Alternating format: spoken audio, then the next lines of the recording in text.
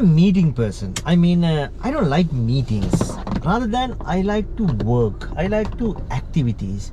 Because meeting is kind of a killing time. Meeting is a bored, like one person talk and everyone else is listening. It's bored. But unfortunately, every single day so far this year, I had one way or the other meetings. More than the meeting, the problem is commute for this meeting. Early morning, stuck in the traffic is kind of a nice way to kill time. Anyway, so today is another meeting day and I'll try to stay in touch after the meetings.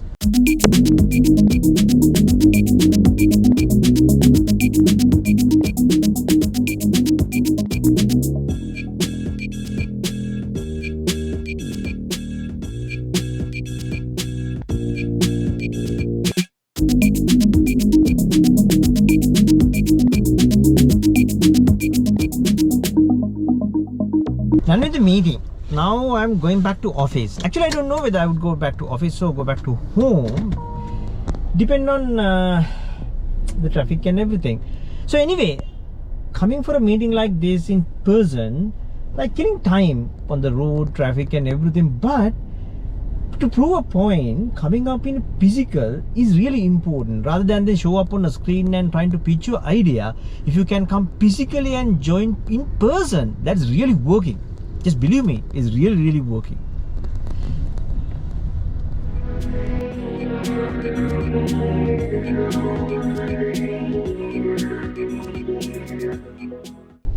Usually when I come from Boralla to here, there are so many people come and ask him money, like knock the window and ask him money. Today I have a lunch packet I can give to someone. Today no one coming.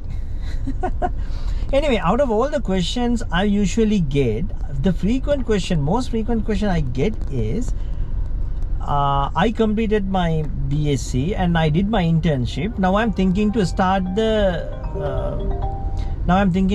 masters. What should I do? What area I should go, or what university I can pick? Whenever I get this question, there's a picture coming to my head. So there are some people, they are sitting but they're not resting. They may be lie down but they're not sleeping. They're talking but they don't know what they're talking about. Sometimes they're sitting on a meeting, they're not listening. When we ask a question from them, they have no idea what was the question and where we were in the meeting. So why? Because it is not they are not giving attention. It is not because they don't want to give attention. It is because sometimes they are overloaded. They are running for something, they don't know what they are running for. So likewise, okay, you did your BSc, you completed your internship, and now we are going for a MSc.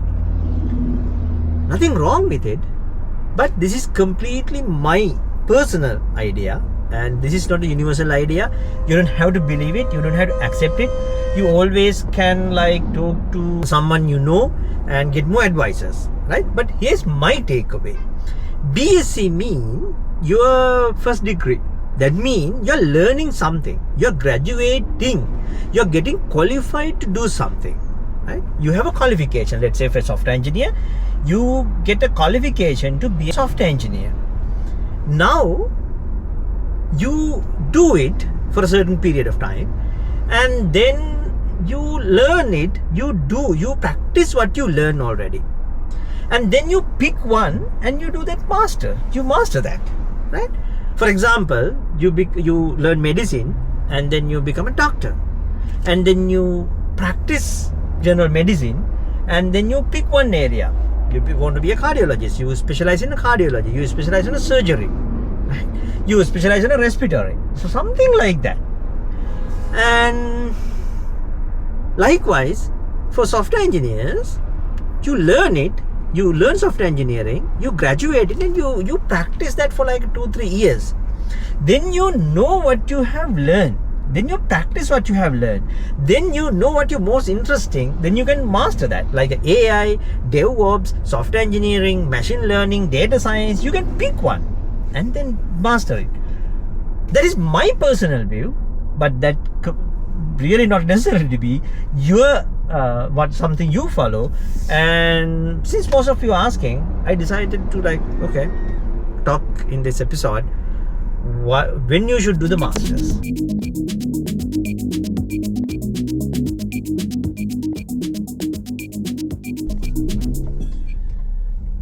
One reason I am saying this is I have done lectures for MSc in many universities.